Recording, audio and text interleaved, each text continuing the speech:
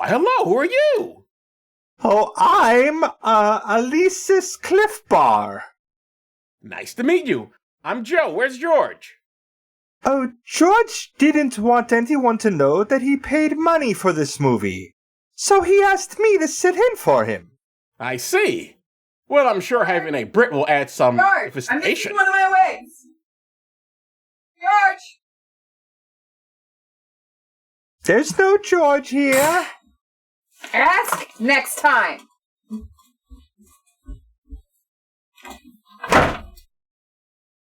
George, that was you the whole time?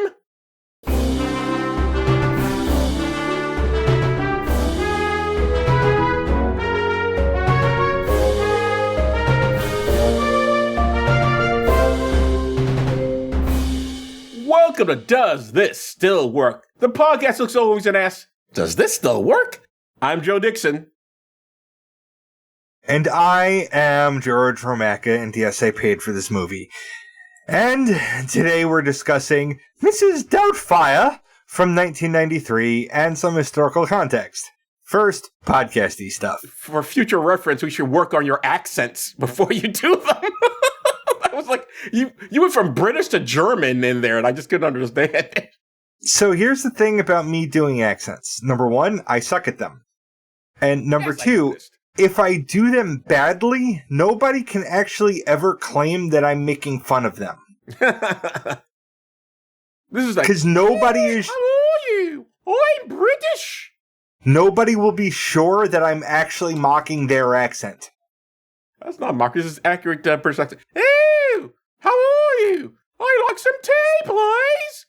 Ew! The EastEnders is a wonderful soap opera. Isn't it? Who do I look like? Robin Williams? Alright. Podcasty stuff. We're excited to announce that we've joined the Creator Accountability Network. CAN is a nonprofit dedicated to reducing harassment and abuse through ethical education and a system of restorative accountability. We joined because we care about the safety and well-being of our community members.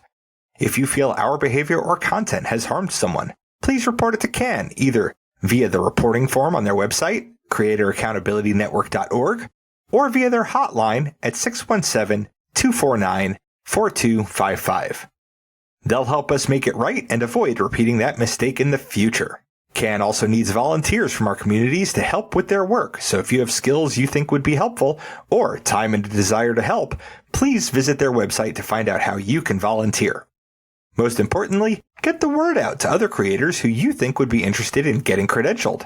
Help us build safer communities together. You can reach us at dtswpod@gmail.com, on Facebook, Letterboxd, and on our YouTube channel. Joe is on Blue Sky at joedixon.bsky.social.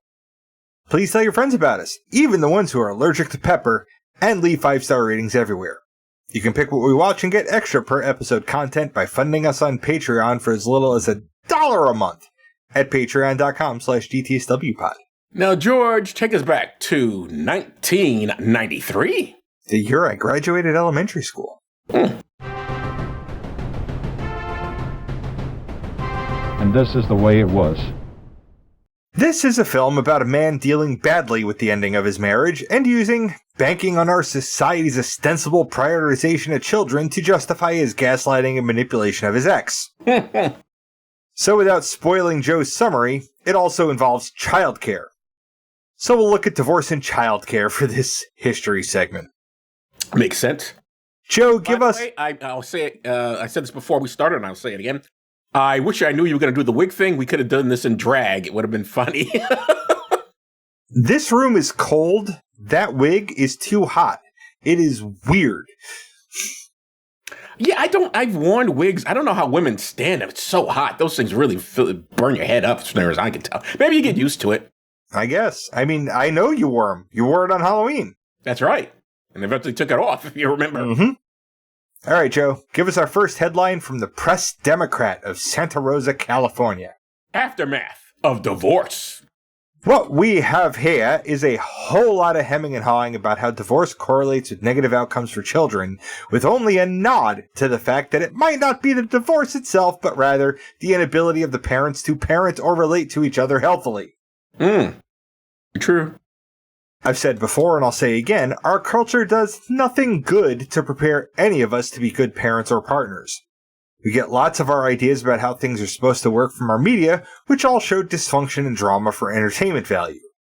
Many get married too young to know who they even are at that moment, much less who they'll want to be or be in the future. Then they have kids, which is both the most gratifying and most stressful and expensive thing they can do. Mm-hmm. Divorce rates might be a symptom of a larger trend of shitty relationship preparation, but the solution is not to make it harder to divorce, which is what this article is basically saying we should do. Ah. If anything, it should be harder to get married, but nobody wants to think about that.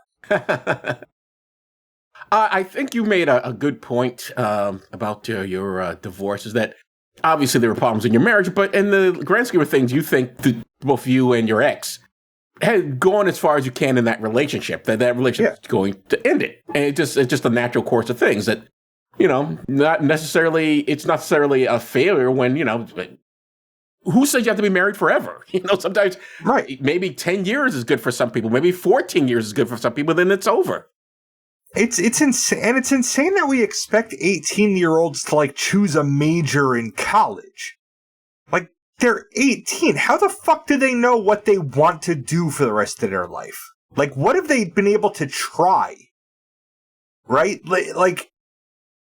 So we take that and we apply that to marriage, too. You get married young. We all love the feel-good stories. Oh, this couple's been together for 80 years. That's almost impossible. Almost never almost that never happens. It's insane what we expect people to follow through with when they're not old enough, wise enough, or informed enough to make a decision. I remember there was this guy I knew in college, and he met his girl there, and they were going to move in together, and the parents went, "No, why don't you just get married?" And so I guess they eventually did, but the answer to that is because we're still in college. That's why we're not getting married. We want to graduate. We're going to live together, see if we're compatible. And then at the end of all of this, if we're still together, then we'll get married. It's not we're not planning to not get married. Just that's not the first step. In a very real sense, a marriage is a dare that you won't break up. With the stakes being, it'll be expensive and paperworky if that happens. It just puts a roadblock in the way of a breakup.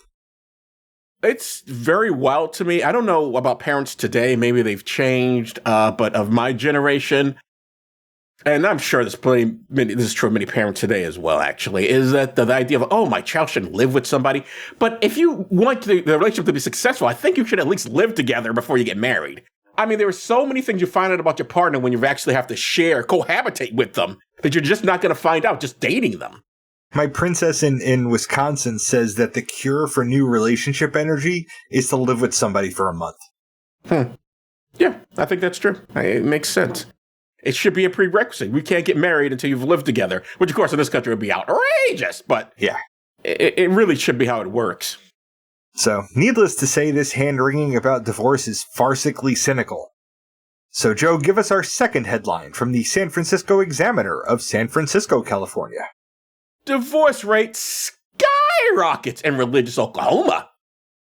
You mean that God said so isn't enough to keep people together? Color me shocked. I mean, what did God ever actually say about marriage anyway? Thou shalt cleave unto your wife, and the two shall become one flesh. There was also a procedure in the Old Testament, at least, for getting a divorce, but it was a divorce based on adultery. I don't know that there was one for, oh no, you guys shouldn't have been married because you're just not compatible people. If they want me to become one flesh, don't that mean fucking? Yes. I think that's what the Bible meant. Well, that's part of the whole, that's what you get married and then you do that. That's what consummating a marriage is. I used to confuse consummating a marriage, that word in consummated soup or whatever it's called. You know what I'm talking about? Nope. Soup. There's a soup called, isn't there a consomme soup or something? I have no fucking clue what you're talking. I know there's gazpacho soup, but that has nothing to do with anything. There is a consomme. Yeah, that sounds like a soup. Okay. Anyway, back to this news story. Yeah, Oklahoma was just behind Nevada with all of its Reno-ness in having the second highest divorce rate in the U.S. Quoting from the article, Carolyn Morgan, an associate professor of sociology and women's studies at the University of Oklahoma, said the Sooner State long had appeared near the top in national divorce comparisons for a variety of reasons. She noted, for example, that Oklahoma had frequently had one of the nation's highest rates of teen pregnancy and teen marriages. She also cited the state's early embrace of the no-fault divorce, in which incompatibility could be invoked as a reason for marital dissolution. And she said Oklahomans historically had disdained some potential marriage-strengthening tools such as premarital and pre-divorce counseling. We don't prepare well for marriage, and therapeutically we're not very sensitive, she said. Since marrying young and marrying because one of you got pregnant are already risk factors for an impending divorce, that all makes sense. And she's onto something with the whole premarital counseling thing. Like, maybe school should be longer and include relationship classes. That'll never happen, of course, because then kids would come home from school and recognize their parents' shitty behaviors, and we can't have that. It would definitely, if you had something like 100% to be people going into to the schools complaining, oh, how dare you teach my child this? And that's not the way we do it in our family, and blah, blah, blah, blah. And also, Jesus. And here's a religious text I'm going to not even quote from and write that Jesus said I can do this and that. I'm gonna quote the parts that I can remember and make up the parts I can't that fit with my worldview. 100%. And who says even marriage is even a good thing anyway? What is wrong with... I think we have... I don't know what the divorce rate is currently, but it seems to me people are getting married later, and they're getting married not because they have to, because they want to, and that would generally lead to a better marriage. Then like, oh my God, you're pregnant. Oh my God, our parents are making us. Oh my God, I just want to move out of my parents' house, which is how it used to be in the 50s. And as has been pointed out online, the reason that marriages lasted longer way back in the day is not because anyone was more moral or it was because of Jesus or whatever. It's because women had fewer options. Women couldn't even get a freaking credit card until the 70s. Women couldn't go out and find jobs. They weren't graduating for college. And when they did have a college degree, it was just to meet a man so they'd get married and not work. So those days are gone. Women have independence. They can go out and work. They can get their own money. And so they don't need a man. So they actually can be picky about, why would I marry this guy? He's a douche. Like there is a compelling state interest in encouraging people to have children so that you have a country that continues to exist. We take that to an insane extreme in this country. Not in the incentivizing of such, but in the forcing of such. We make it almost impossible to live on your own without two incomes. Or, like, we make childcare an insanely expensive proposition. We make healthcare insanely expensive. So, like, we make it a trap. Right. And the thing is, all you have to do is avoid the trap. Like, if you just don't have kids, you're not trapped. And people are figuring that out, and the government and the people in government who want to keep a large population of poor people who will work for peanuts are freaking the fuck out because people are checking out of that game. Well, the irony of that is if you want a bunch of people working for peanuts, you can get immigrants, but apparently we're not supposed to have that either. Nope. And look, I mean, if you really... Those immigrants are taking the jobs that you don't want. Exactly.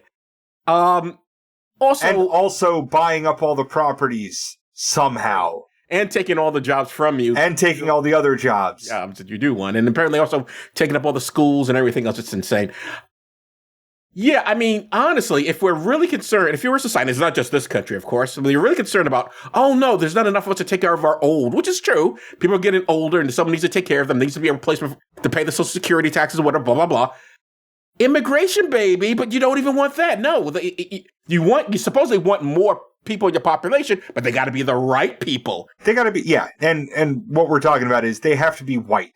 Yes. That's what those people want. They want the white people who are already here.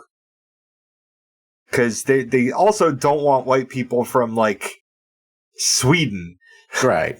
Well, Bush. I confused it too because we got a new Iraq going on. The same thing that Trump wants is just them to be from Sweden when as if Sweden would give up all that great government services they get to come to this country and get shit.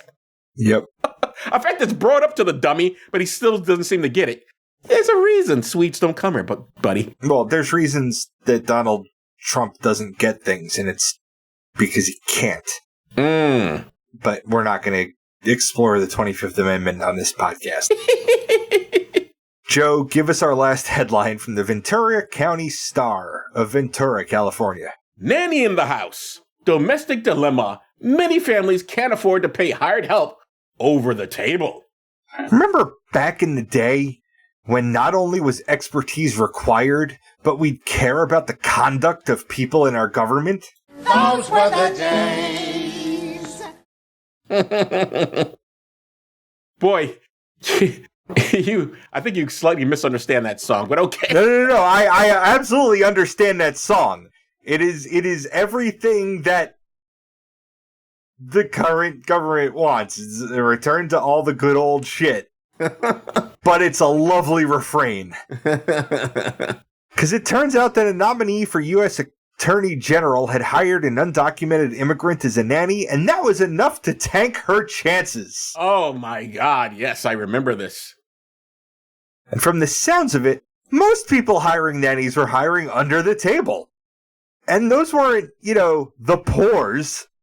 These were people making upwards of like $600,000 a year in 1993. A reasonably priced professional nanny back then could cost $1,300 a month. And if there's anywhere you want to pinch pennies, it's childcare, right? In a nation that prides itself on caring for children, so much so that half of us wants to make sure every sex act results in one? Yeah, this is a country that loves the unborn. And once you're born, as George Carlin said, you're on your own. And it's true. We profess to be interested in children, but I mean, my God, we are a country that allows them to get shot in schools for pity's sakes, because some man somewhere says, I got my second amendment right. Meanwhile, it's weird. And of course, we recently had a shooting in Australia. And you know what happened after that shooting? They said more gun laws, not we've got a right to have blood. It's like, no, this is bad. We're going to make sure there's no more of this. And just in case you hadn't heard, the guy had a shotgun, not an AR of any kind, because you can't get one into that country. And he was taken down by an unarmed dude. Yep, and yep. So fuck your gun culture. But I need it for hunting. I love hunting. Like, shut up. Joe, let's talk about Mrs. Doubtfire. Let's do that. Get off all this gun shit. And get into this shit. Okay, this is directed by Chris Columbus. And for the podcast, we've seen his work in Rent and Home Alone. And I've seen his work in Fantastic Four, the 2005 version. And I've seen his work in Bicentennial Man, Harry Potter and the Sorcerer's Stone, and Harry Potter and the Chamber of Secrets. And this is written by Leslie Dixon, no relation. Nope. And we've seen her work in Outrageous Fortune. And I've seen her work in Look Who's Talking Now and Pay It Forward. And it was also written by Anne Fine and Randy Mayhem Singer. Sorry, guys, we don't know your work. Let's get into the blurbs. All right, IMDb says, after a bitter divorce, an actor disguises himself as a female housekeeper to spend time with his children held in custody by his former wife. Held in custody. That's interesting language. That was a choice to word it that way.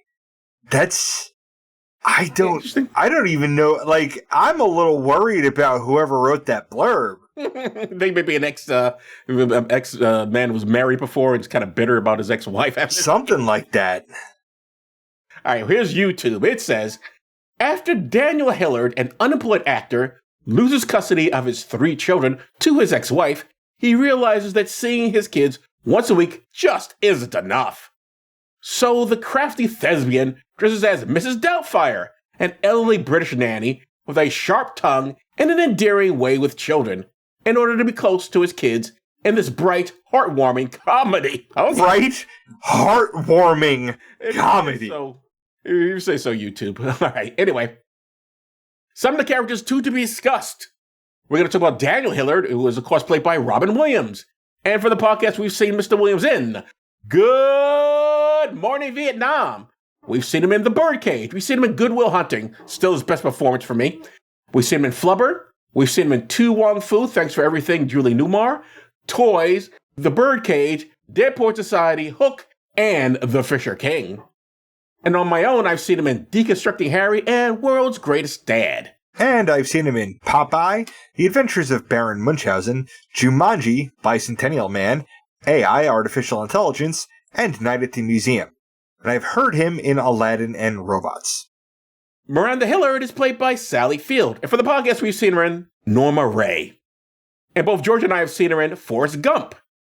And I've seen her in Smokey and the Bandit, Lincoln, Soap Dish, Punchline, and The End.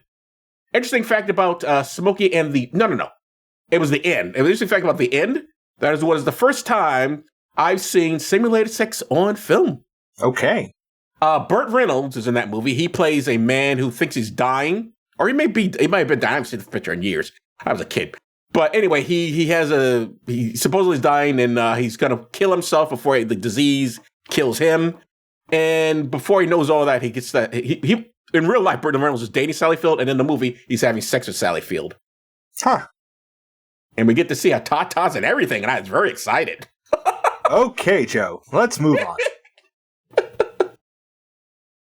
Stuart Dunmire is played by Pierce Brosnan. Mm-hmm. And both George and I have seen him in GoldenEye and The World Is Not Enough. And I've seen him in Mars Attacks and The World's End. And I've seen him in Dante's Peak, Tomorrow Never Dies, and Die Another Day. So we've mostly seen his film work as James Bond. Yep. Frank Hillard is played by Harvey Firestein. And for the podcast, we've seen him in Independence Day. And I've seen him in Bullets Over Broadway, Bros, and Torch Song Trilogy. Actually, the first thing I've ever seen him in. So let's get into the summary. Okay. I'm just going to use everyone's real name. Robin Williams is a wacky dad with a wife and 3 kids. He quits a job on principle because a cartoon character he voices starts smoking.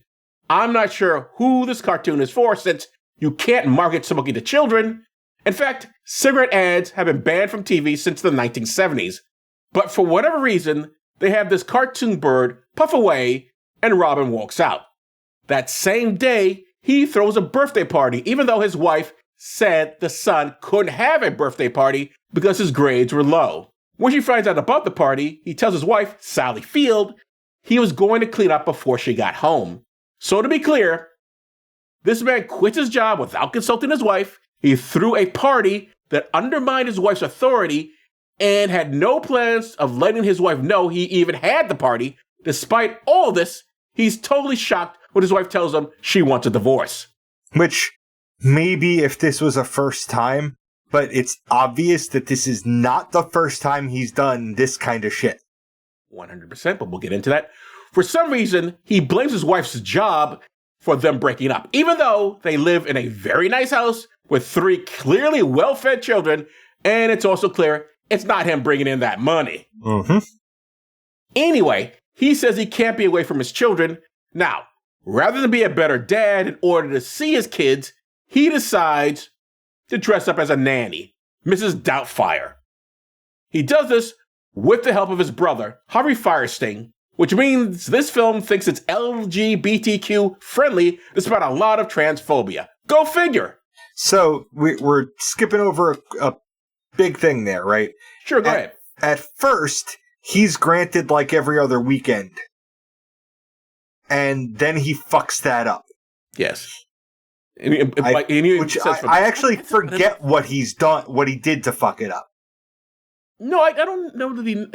I think the place is messed up or something. I don't remember. There was a lot of different visits he had from the kids, but his main good thing was, "Hey, I can't see them enough. It's not enough. It's not enough. It's not enough." I'm like, "Well, dude, if you want more, you can fix that." And also, he said, "Hey, how come I can't take care of the kids when she's going to hire a nanny?" And he which would seem reasonable, except he's got to get his shit up to date. Clean up the apartment, make sure you can take care of the kids. I mean, you had them, Bernie. You had them all to yourself, and instead you threw a party without your wife's permission. And if any of those kids got hurt during that party, you could have been sued. You had live animals at this party. So, spare me this. Oh, I really want to see my kids, and whatever. I know, we'll get into it. Motherfucker annoyed me. Anyway, for some reason,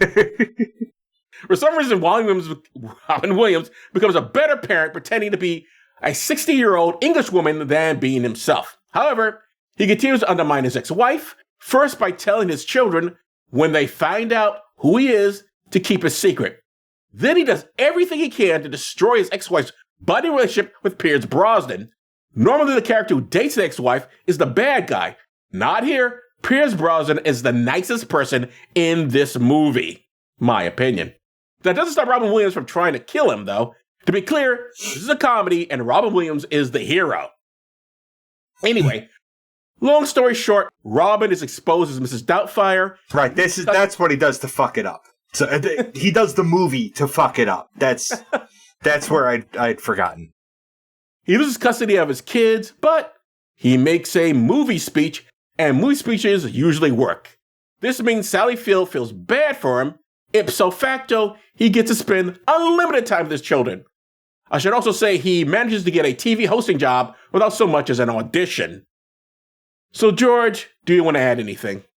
No, other than, boy, I remembered this film differently. When I put it on the list. Now, I have never seen it, and you had. What age were you when you first saw it? I don't remember. Young adult. Were you really young? Young adult with kids. Okay, so you're already with the kids. All right.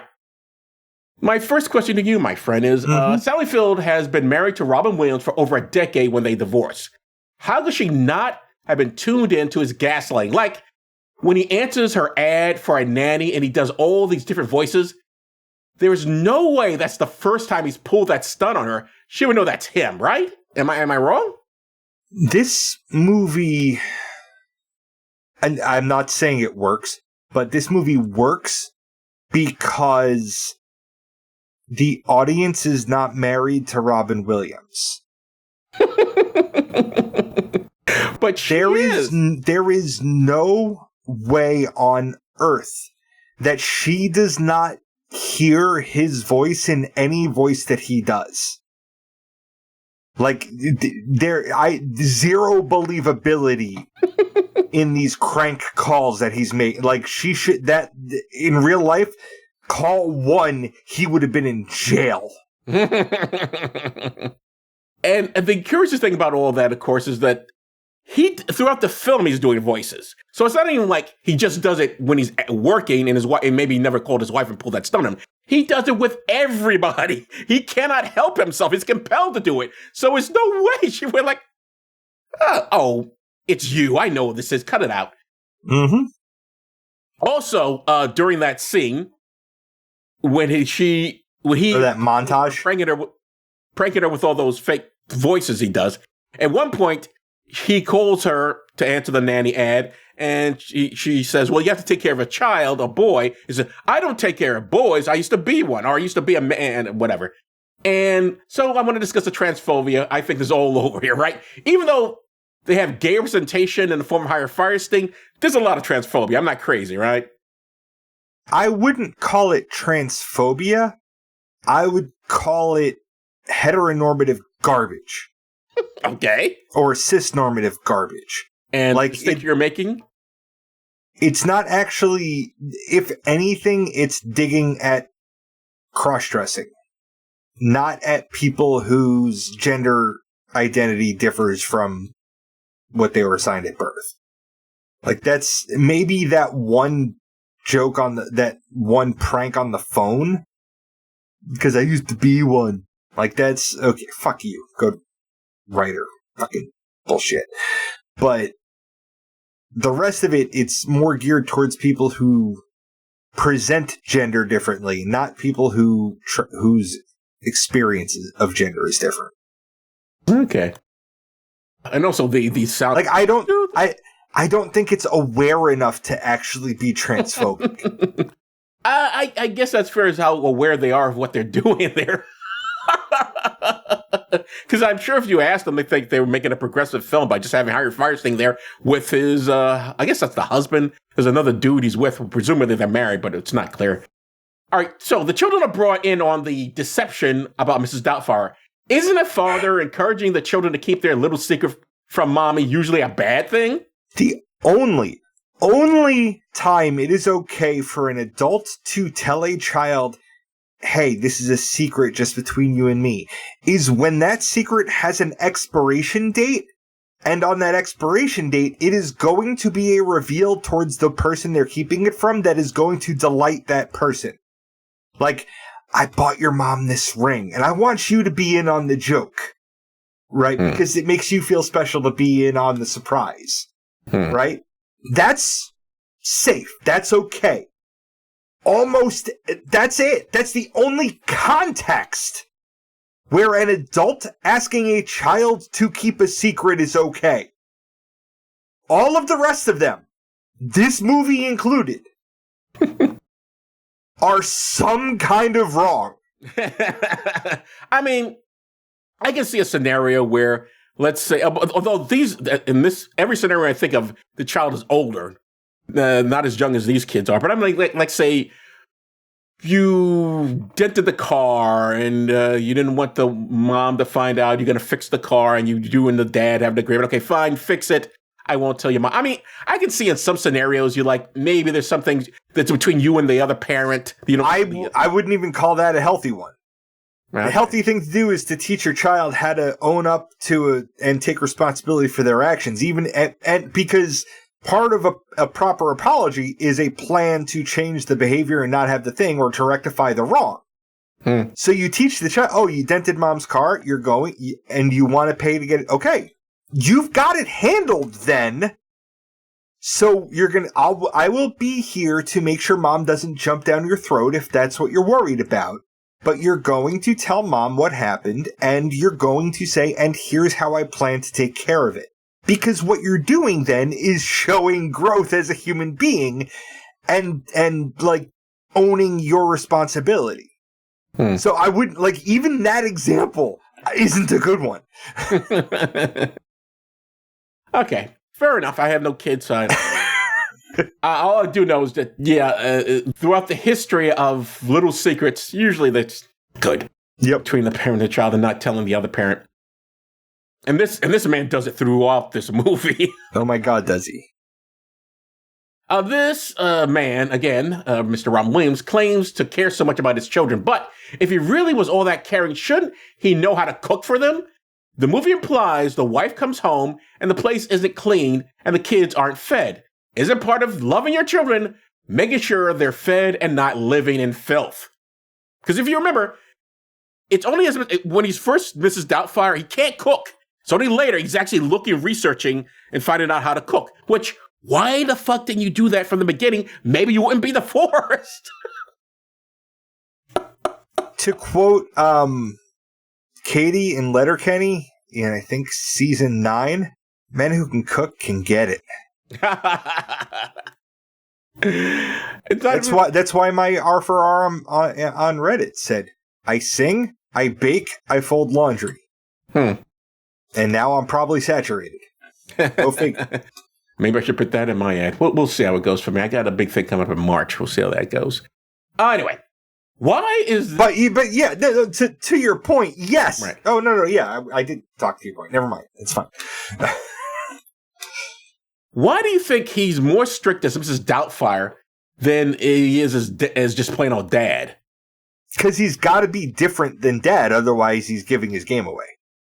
Still, but if he had been strict from that beginning, again, his marriage wouldn't be in trouble. It's like, only when he puts on the dress and the outfit does he understand, oh, I should do this. But when he's not pretending to be this character, he thinks, I guess my children should be my best friends or something. Because if you remember, again, when he has that party, he's jumping on the chairs and stuff with the kids. I can't knock the movie for this one because that's the only, like, if he did not change his behavior as that character, I already don't believe that Sally Fields wouldn't have seen right through the fucking makeup job. He still looked like fucking Robin Williams. Williams, 100%.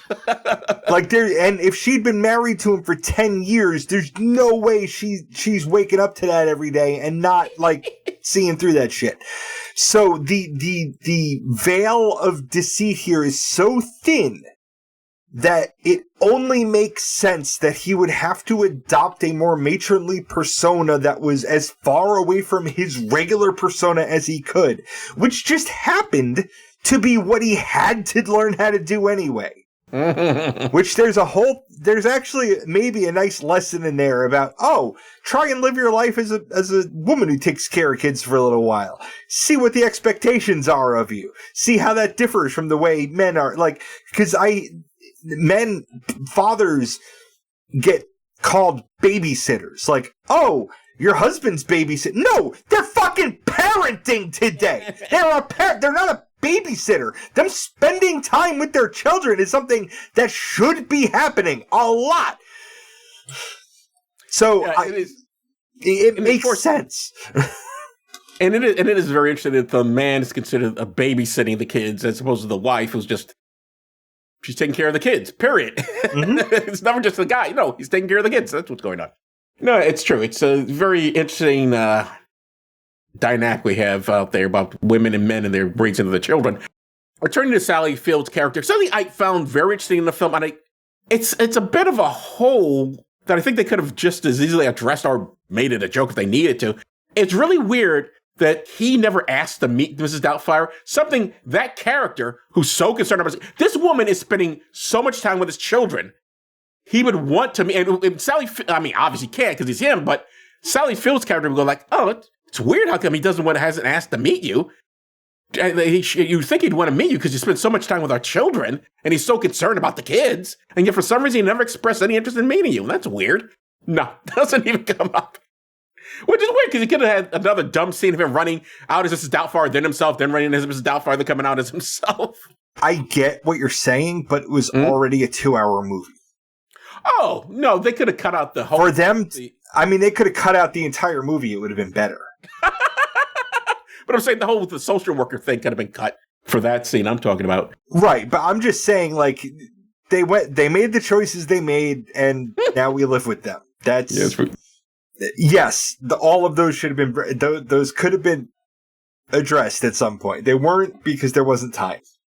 Am I crazy, or is Pierce Brosnan not the kindest person in this picture? He's the kindest and most attractive person in this picture. I wasn't going to say it, but okay, since you brought it up. Sally Field could do much better with Pierce Brosnan and Robin Williams. I'm like, what an upgrade. Jesus Christ. I'm sorry. Robin Williams is one ugly motherfucker. I'm like, especially compared to Pierce Brosnan. This woman found a man that not only was comfortable with raising someone else's kids, but liked the kids liked him. He wanted to be a parent. He wasn't freaked out about having the responsibility of it. He doesn't piss all over her career, unlike Robin Williams. He lets her have a job, lets her work. There's no question he probably knows how to cook. I suspect, though we never see him do it, I think he probably does. He's very nice to Mrs. Doubtfire, despite the fact that this woman insults him over and over again. Yep. If this was even a remotely realistic picture, he would have gone to Sally Field and like, you got to fire that nanny. She's talking too much shit. But no, he lets it go. And at one point, he gets hit in the back of the head with a lime or something. Robin Williams throws it because he... There was a drive-by fruiting. Yes, he's having a private conversation with someone. And of course, Mrs. Doubtfire, Robin Williams, overhears the conversation. And he is trashing the ex. He's trashing Robin Williams. Like, the guy's a fucking loser. Because the guy's a fucking loser. Like, it's an accurate assessment. But here's the thing. He's upset about that. He's not like... Robin Williams' characters are like, oh, he really loves my kids, and he really loves my ex-wife. Well, that's good. At least I know my kids will be safe with him. All he hears is, he's calling me a loser. Like, fuck you, man. You just heard this man cares about your kids. This man may help raise your children. You should at least be interested in what he thinks of them. And the fact that he says nothing but kind things. I thought for sure in that scene he was going to talk shit. I thought that was where we could turn out Pierce Brosnan was going to be an asshole. You go, these fucking... At no point do we see Pierce Brosnan's, like, quote, true colors, where, like, to where we can say that he was doing Robin Williams was doing Sally Fields a favor by fucking it up. Nope. No. Nothing. And so how does this man react after being called a loser, because that's all he cares about? Takes a piece of fruit, throws it in the back of Pierce Brosnan's head. Pierce Brosnan turns around. There is no way he doesn't know that was Mrs. Doubtfire through that head. He knows it. You know he knows. Because look how the thing is shot. No one else is around there. The fruit is right next there on the bar. He knows it through it. And yet he let it go. He just looks at him, confused, and like, all right, whatever, and just walks away. And even worse, later on in the film, he lets it know, I can't have pepper on my whatever salmon or steak, whatever he's eating. And so what does Robin Williams do? He goes into the kitchen, puts peppers on the man is allergic. He could have killed him. And for some reason, he does the Heimlich maneuver, and that's supposed to save him. Well, no, he started choking on the thing. Like, right. It swelled his throat up, and he was choking. All right. Like, he did need a Heimlich. That's why it flew out when he did the Heimlich. No, I'm saying he did the Heimlich, but the reason he was choking at all is because the peppers. Yeah, because he was poisoned. Yeah, I mean, again, what a douchebag! What a criminally insane motherfucker! Yes, completely criminal. The at the end of the picture where he's back in what's child care court, whatever it's called, family court. And the judge is reaming him out about, hey, you do all this weird stuff and you need to see a psychiatrist, which is true. There also probably would have been legal. I mean, maybe Pierce Brosnan said, I'm not going to shoot charges against him. Or maybe they don't know that he was poisoned because we don't actually know how much they know. All they know is that at that point they found out that it's Mrs. Doubtfire. They don't know about the putting the peppers in to make him sick. So maybe they didn't realize it. But still, so his behavior in throughout this film is like, fuck you, dude. And again, Brosnan, better looking, doesn't put down his wife's career. I'm sorry, put down Sally Fields' career. Probably will be his wife at some point. Well, the kids they're love him. They're connected because of her career. Yes, that's right. He knew her before she even got married. He's her client. And there's that, yes. And so he's very kind to her. He's very accepting of her. Yep. He's not unemployed, and he certainly does seem like someone who would quit his job without telling his wife. And I'm glad that one redeeming part of this film for me is the fact that Robin Williams and Sally Field do not get back together, which I thought for sure was going to happen. There were two things I was wrong about that I thought was going to happen in this film. One, that Pierce Brosnan was going to turn out to be an asshole. He's not, which is interesting. Like they wrote it that way. And two, Sally Field and Robin Williams do not get back together. Nope. They settle into I guess, healthy co-parenting relationship because I guess, yes. Robin Williams has a come to Jesus moment. Yeah. And he gets a job as Mrs. Doubtfire. And he gets a job as Mrs. On TV with puppets. And how does he do that? Well, he goes into a place that's recording that he's not even supposed to be at, chats away with a producer of the program, and the producer likes him. He's like, okay, if I'm going to hire you to be the new character. And how does he... Why? Well, Go ahead. He ends up he ends up double booking as Mrs. Doubtfire and as Robin Williams' character to meet at the same restaurant at the same time, one with that producer and one with the family. So he's going back and forth to the bathroom to change fucking outfits, and he forgets to change his outfit when he sits down with the producer, and he's like, haha, no, this is the idea. I'm pitching a children's show as this cross-dressing old British woman. And the guy goes for it because he's fucking drunk.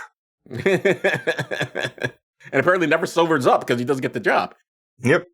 The thing is, all right, it's so weird that he gets the job with that because he sees, I mean, the guy's still in the restaurant when he has the whole meltdown with the family. So he sees this guy, what are you doing with these two other people? It just, I don't know, it would have been... I mean, from the guy's perspective, he might just be the hero that saved that other guy's life. I guess that's fair. Yeah, because he doesn't know who these other people are. It's true. Although the kids do say, sorry, Dad. So he has some vague idea what's going on, but whatever, who cares? It's just funny that... I mean, that producer was also horny as fuck. Do you have a sister? For me? Like, so I don't think he was paying much attention. He was probably eyeing Sally Fields the whole time. And he was sloshed. Maybe he was passed out. He was hitting the drinks really hard in that scene for some reason. Oh my God. All right. So I got nothing else. You got anything else you want to add? No. All right. So the question is, does this still work? Fuck no. Holy shit. So for someone who saw it originally and saw it now, what are the compare and contrast? What did you like? Oh my God. I don't know what the fuck I was thinking when I liked this movie. I can't even imagine who I was then. Like this is gross. Did you watch it with your kids? I don't know. I don't remember. I just know I was younger than I am now. Because I can see this being a movie that kids would like. Because who cares about responsibilities? This is for someone, you watch this as an adult, your feelings for it's going to be different than as a kid. As a kid, it's like, oh, what a cool dad. Maybe I did see it as a kid. Huh? Maybe I did see it as a kid. He's like, hey, what a cool dad. He's lying for us. He's keeping us out of trouble. And he's going to have a party. He's going to have animals at the party and all this sort of stuff. And like, to a child, this is all fantastic. And then an adult, you look like, this dude's an asshole. This is completely irresponsible behavior. But I can see a child enjoying it, yes. Yeah, I don't think it works. As you know, I'm not the biggest Robin Williams fan. I said it earlier, I'll say it again. As far as I'm concerned, Good Will Hunting is the best performance I've seen him put on. Although I don't hate his dramatic performances as much as I hate his comedic ones, which is complete reverse of most people. Most people love his comedic stuff. I find the voices stuff really annoying, especially since he does the same voice over again. And some of the voices, quite frankly, are racist to me. Some of them like, oh, no, they're getting down, man. All this black voice and all this shit. Like, fuck you, Robin. That annoys me. And also he does Indian voices like, oh, no, none of this works. So I don't care for that. And he does that throughout this picture. His character, I know it's meant to be amusing and everyone's supposed to enjoy him or something, but it comes across to me, and I don't think this is intentional, as a guy really desperate. It's nothing. He's very surface level. He just wants people to laugh and then just move on with his life. He doesn't want anything. Well, even to be fair, the film actually even says that. Sally feels like all he does is joke. That's one of the reasons that wasn't working in their relationship is that everything was a joke to him. Yep. Which can get exhausting. And to admit, as a failed comedian, being around someone who needs to be funny all the time, is always on, is exhausting. That is tiresome shit. Because sometimes shit's not funny. And they don't want a partner who's like, ha ha ha, let me make another joke here. He just wants someone to like, be quiet for a minute. Something else's character doesn't seem to do a lot of listening. Likes to talk, doesn't want to listen. This movie has the same problem that conservatives have. The main character identified a problem and then did anything but what would solve the problem. Well, yeah, what's the old joke that men will do anything to avoid therapy? That's true here. Although in this case, again, this is always said, it's even cliche at this point, but the even for 1993, the base is so low. The what's the word I'm looking for? The bar. The bar. Thank you. The bar is so low that he needed to cross over. Clean up the apartment. Let your wife know what's going on. Don't fucking think everything's a goddamn joke. These are really easy hurdles to go over. Yet he can't do it. And not until he dresses like Mrs. Doubtfire. Then he discovers, oh, I can actually be a compare. So he has all the skill sets, but he needed to be a British woman to be able to figure them out. Okay, sure. No, this film did not work for me. To repeat what I said again, not a big fan of Robin Williams. Found a lot of his comedy really annoying. Curiously enough, the actor I'm most surprised at whose dramatic work and over the top comedy who I used to avoid was Adam Sandler. I think his stuff works a lot better. Even though, of course, we've seen some of his stuff like. But nonetheless, his characters aren't constantly like, hey, look how hilarious I am every 5 minutes. His portrayal is more human than I think Robin Williams' characters are. But, whatever. That's how I feel about it. But yeah, this doesn't work for me. It didn't work for you. Sorry, fans of this picture. I'm sure you're all going to write in very nasty things now. Why are you sure of that? Nobody writes to us. How can you possibly be sure that people are going to write in and complain when nobody writes in to us? I have faith, George. Just Someday. to see if I'm lying to myself and checking our email. We occasionally get comments. Most of them come with when I do the clips. Nope. Yep. We get... Just, Here's who we get emails from. We get status updates from services that we use. mm-hmm. We get people who want people to guest on our show. Or who want us to pay them to promote our show. Yep. That sounds about right. But that'll change. I'm sure we'll get more people. And then, of course, we occasionally get on our Patreon. We'll have people write in. Like, I don't even know. Like, this one is trying to sell us on search engine optimization. Oh, okay. It's not. Apparently, when people. So when people search certain keywords, these are what we rank. For raw social commentary, we are number 2 on Apple Podcasts. If somebody searches raw social commentary, we come up as the second result. That's weird. Music road crew tales, we are 12th. Gardening metaphor, we are 20th. And for Spotify, keyword Ask George, we are 80th. Jesus, your name is there. You think it'd be higher. Although we have no segment called Ask George. No, so this thing is basically trying to say, hey, pay us and we'll make sure that when people search the things that you want them. But the thing is, we don't have a budget for that, so sorry. It's really weird because on the YouTube, I have search words, keywords it's supposed to use when... yeah, I do too, which is a fairly recent thing, like last 50 episodes or so, that I've been putting keywords into, like, the Libsyn feed. I'm not sure why that other stuff... We've never read anything. Have we even had a movie about gardening? I don't think so. Why would gardening come up for us? No, this is random sample of keywords trying to say, hey, you're showing up for these words because for some reason. I don't fucking know, Joe. I don't want to spend more time on an email. I just thought it would be fun to talk about them for a second. It was very curious. Anyway, so that's Mrs. Doubtfire. We were not fans. Sorry. All right, what's up next, my friend? All right, next week we will be talking about Crooklyn from 1994. I saw this picture many years ago. It's a semi-biographical look at the Spike Lee's childhood. Okay. I'd never seen it, so we'll find out. Yeah, we'll see how it still works or doesn't for me as well, since I don't really remember it that well. So I guess that's it for this episode. I'm Joe Dixon. Thanks for listening. And I'm George Romaka. Thanks for listening, indeed, because if a podcast drops and there's nobody around to hear it, it's just another collection of ones and zeros that doesn't matter. You've been listening to Does This Still Work? Produced by Joe Dixon and George Romaka. This content is CAN credentialed, which means you can report instances of harassment, abuse, or other harm on their hotline at 617-249-4255 or on their website at creatoraccountabilitynetwork.org. The hosts can be reached via social media, email, or the contact page at dtswpod.com. Be good to yourself and others, because that still works.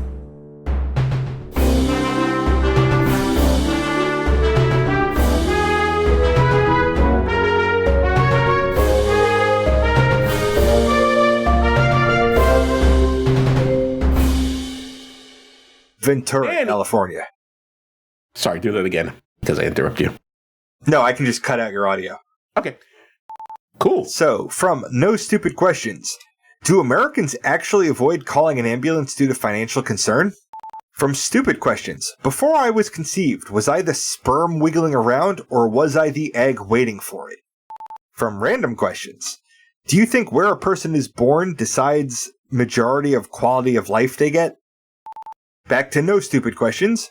Why does my body urge me to eat 3 chocolate cupcakes, but I never get the urge to eat a whole bunch of bananas or a whole head of lettuce? Stupid Questions. Why is there always a luggage store at the airport? And I kind of already went over this for me, but from Random Questions, what are your plans for 2026?